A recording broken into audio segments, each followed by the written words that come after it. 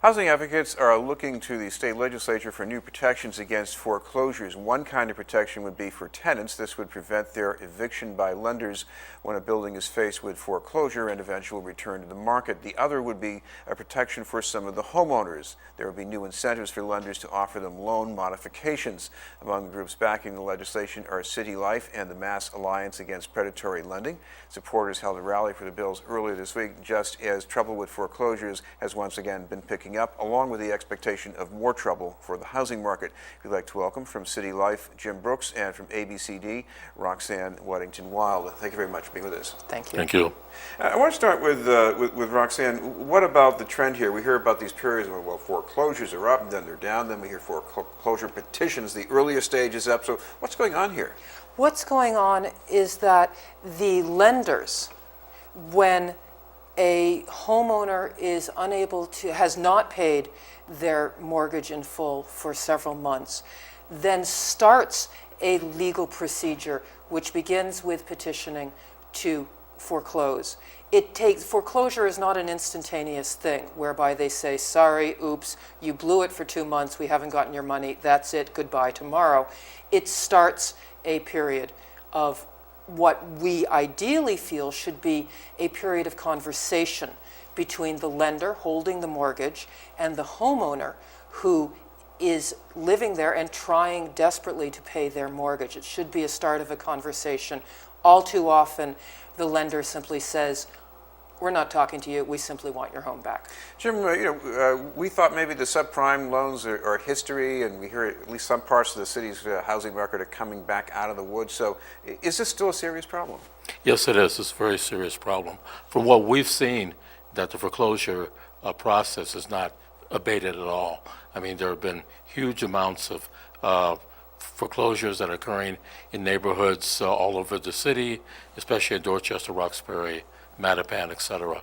And so what this legislation does is provide an opportunity to create a climate to sort of try to get the banks to start negotiating in a meaningful way, in a reasonable way, to do modifications which would prevent those foreclosures, hopefully, and also provide a protection to tenants so they don't they're not arbitrarily evicted because they're in foreclosed properties.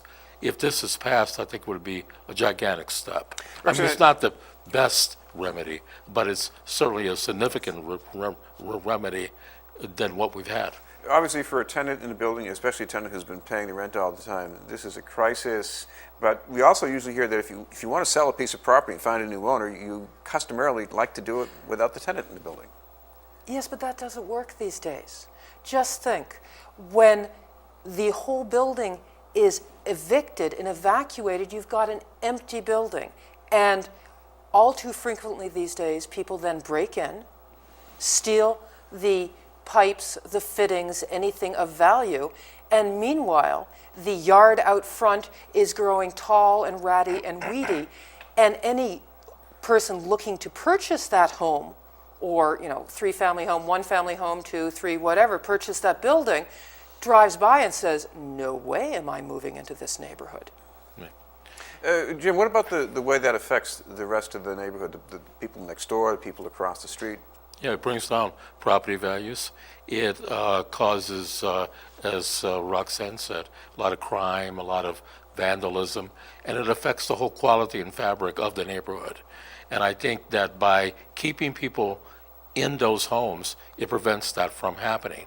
Part of the problem that we experience is that people aren't aware that they can stay even if the foreclosure process is there. I mean, they'd have to fight off the eviction process, but there's not an immediate process that forces them out. But the way to bring that about is to provide people with the knowledge, provide people with the skills to deal with the eviction process, to fight the eviction process, to open up negotiations with the banks so that they stay in their homes. But I think that this law would also provide that kind of information that would get out to more people than what we're able to do. Roxanne, what about the ability to help the owners here? Because there's even difficulty doing this at the federal level. So what can be done at the state level? It's a great deal of difficulty at the federal level. It's one of our frustrations and why we are indeed pushing for this legislation in the State House, which only has 9 days more as a chance this session to become law. For homeowners, what this establishes for them is a 150-day, what we call a right to cure. 150 days within which they have a right to stay in that home after foreclosure procedures have reached, sort of have been proceeding forward, unless the lender reaches out to them and actually engages in a conversation, a meaningful conversation about, well, what can we do to make this a satisfactory conclusion for both of us? So it gives a 150-day right to the homeowners. It also sets up a conversation that is required by law before the lenders can fully foreclose, where again, the lender and the homeowner have to come together and meet and discuss what can be done about this. And the lender, the representative for the lender, must have the ability to really honestly negotiate and not simply say, I'm sorry, this is the only offer I'm allowed to present to you, take it or leave it. It has to be a real thing. That will make a complete difference. As Jim was just saying, that will change the climate. Jim, I know that one deadline here is you got to get something approved in the State House by the end of this month, but another clock that's ticking here is that there is still a lot of loans out there with adjustable interest rates, and those interest rates, I guess, they're going to be kicking up to a higher level, and more people, I guess, are going to be having more problems. That's correct. So, which could result in more foreclosures. And if that conversation, that engagement in terms of negotiation is put in place, I think that would go a long way towards remedying that.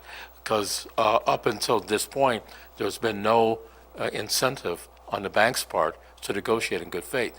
So what they do is let the clock run out until they foreclose, and then the owner, is stuck in a situation where they either move or they hopefully come to us and we tell them not to move. All right, thank you both very much for being with us. Okay. Jim Brooks from City Life, Vida Urbana, and Roxanne Reddington-Wilde from ABCD. In a moment, we'll hear about music outdoors with free concerts by the Boston Landmarks Orchestra, but first, this message.